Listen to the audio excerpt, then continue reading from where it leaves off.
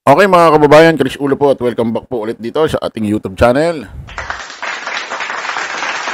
Ito pag-usapan ho natin mga kababayan, ito hong si Congressman Saldico na hindi na ho alam kung nasa ang lupalop. Okay mga kababayan, meron hong ibinulgar, meron hong inanunsyo itong ating gobyerno about ho rito sa mga air asset ni Saldico. Na umabot ho ng kulang-kulang 5 billion ang presyo ho kung pagsasama-samahin itong mga kanyang sasakyan panghimpapawid. Itong kanyang air asset.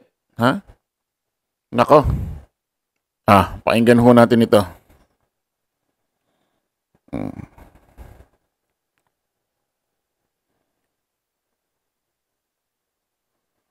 So, para tulungan natin ang investigasyon ng ICI at ng DOJ, susulat na po kami ngayon dahil nagpadala na po ng sulat ang kaap sa amin, si General Raul del Rosario, sa 11 registered air assets ni Congressman Zaldico, which I will show you today.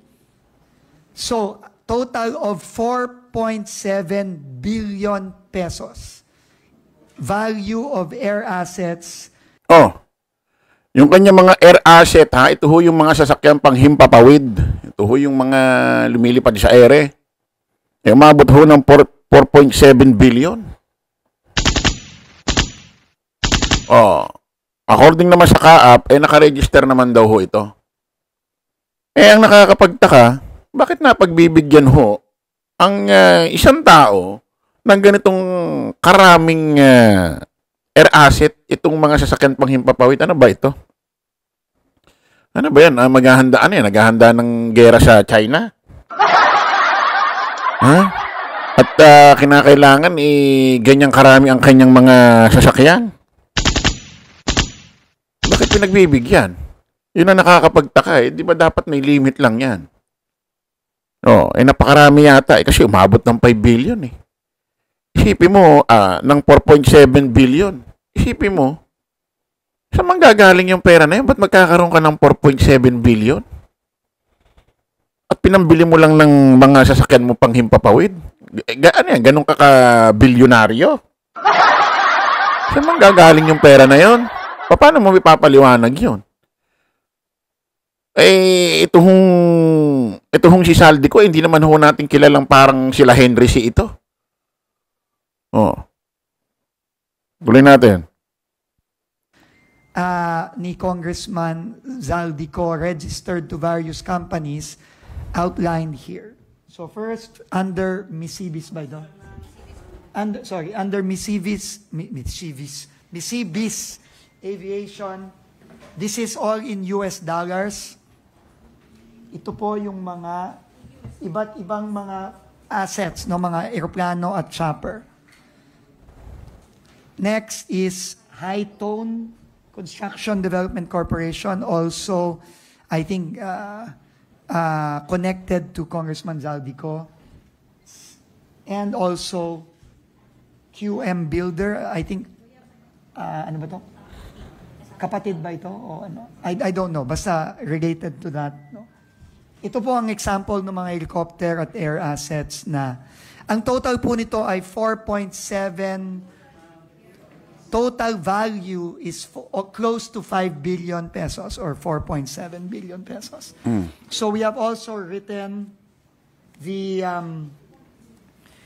AMLC, the DOJ, and also the ICI informing them about this, and we will leave it up to them to what to do with these assets. No? So So, naglabas na po ng freeze order ang NBI according to, nag-request na po ng freeze order ang NBI sa AMLC according to Secretary Boying Rimulya. And I have already informed Secretary Rimulya that these air... Naka-freeze na rin daw itong kanyang mga sasakyan panghimpapawid. Naku, mukhang mabilis ho yung ICI ni Pangulong Bongbong. Palakpakan natin. Kasi ito na lang ho si Saldi ko, mga kababayan, mga ka-analyze,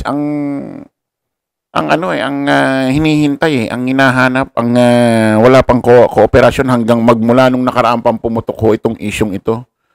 Magmula ho nung in-expose ni Pangulong Bongbong Marcos, ito hong mga 15 contractors, ito na lang ho, siya na lang. Nakakapagtaka nga, hanggang ngayon ho, hindi ho nare-reveal yung kanyang travel authority. Dapat ho, i-expose para malaman ng taong bayan, kailan ba siya nagsimula, anong araw, o anong petsa yung katapusan, yung expiration. Hanggang ngayon ho, wala. Although, itong siya bagong Speaker Faustino D, naglabas na ho ng memo, nire-revoke na ho yung kanyang travel clearance. Hanggang ngayon hindi alam kung nasan na siya. Pero according sa mga bali-balita, sa Amerika ang tungo dahil mayroon daw ipapagamot. Hindi mo malaman kung ano ipapagamot na yan. Hanggang ngayon wala pa. Siguradong may hearing din siya sa ICI kasi ngayon ho yung ICI ni Pangulong Bongbong isa-isa na hong nagpupunta. Nag-hearing ho yung mga taong involved. Sila Joel Villanueva, kung matatandaan nyo kahapon ng umaga, si Jingo Estrada, tapos nung after nilang magka-hearing, natapos na. Maya-maya, biglang nagkaroon ng balita na pinapakasuhan na ho ng NBI. Itong dalawang ito. Villanueva, Jinggoy, at yung iba't ibang engineer pa.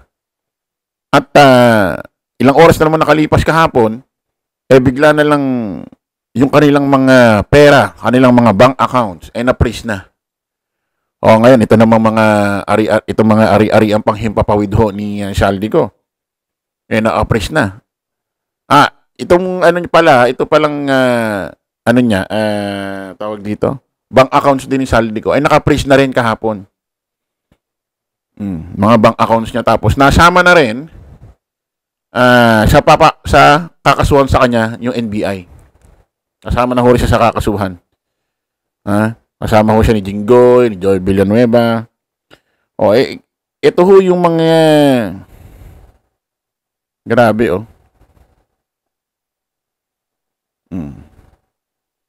Ito ho yung mga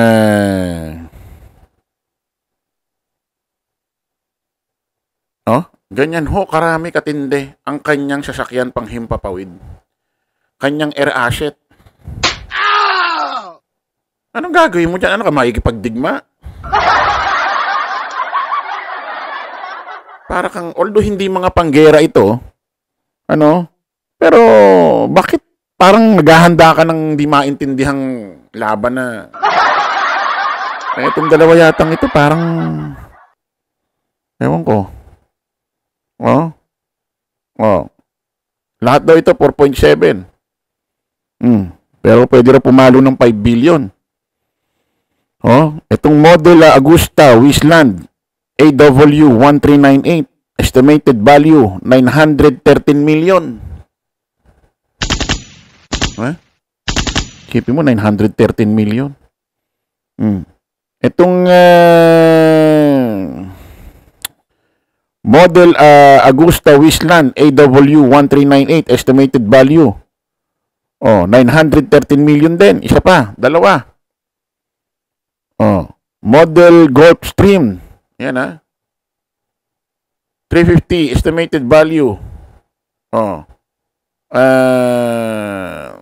billion. 2 billion, ano to, private jet. Itong chopper niya 171 million. Yung isa 170 million ulit, isa pa. Yung isang helicopter niya 37 million. Yung isang private jet niya 39 million. Yung isang chopper niya pa 393 million. Yung isang private jet pa 19 million. Itong model Bell 505, estimated value 114 million. Anong gagawin? Nakakapagtaka naman dito ho. Bakit napapayagan ho ng gobyerno magkaroon ganito karami ang air asset or sasakyan ng isang politiko, ganito karaming sasakyan panghimpapawid. Ha? Tapos aabot ng 4.7 to 5 billion na hindi mo alam saan kinuha yung iba. Isipin mo, 5 billion, pambibili mo lang ng mga sasakyan, wala kang magawa sa pera. Di ba? Bakit ganito karami? Siguro isa okay na eh. Pero yung ganito karami, parang may something. Ito ho, na-freeze na ho ito. Kasi naniniwala siguro ang gobyerno natin na itong perang pinambili, galing ho sa kaban ng taong bayan. Nako wag naman sana lahat ari-arian, mga kababayan, ha? Ngayon, kahit daw nandito si Saldico, although nababanggit siya sa Senate, hindi daw ho siya pwedeng ipatawag sa Senate. Bakit kaya? Bigyan natin ito. Sinabi ni Senador Pampilo Lacson. May interparliamentary courtesy. He is still a congressman. And mayroong tradition na voluntarily he can appear and testify or manifest. Pero to send an invitation or even a subpoena, hindi proper. Yung kahapon, Sir, ganito kasi seryoso yung allegations against kanya. Well, regardless, kasi yan ang tradition dinatnan na namin yan dito. Nangyari yan before sa, I think, sa drugs issue, no? Na ako yung chairman ng public order. Nag-request si then Congressman Biloso kasi his name was mentioned. So pinagbigyan ko. And then I gave him first crack. Nag-manifest. Ganun lang. Pero to compel, to invite, and worse to issue a subpoena, mukhang hindi proper. But if Congressman...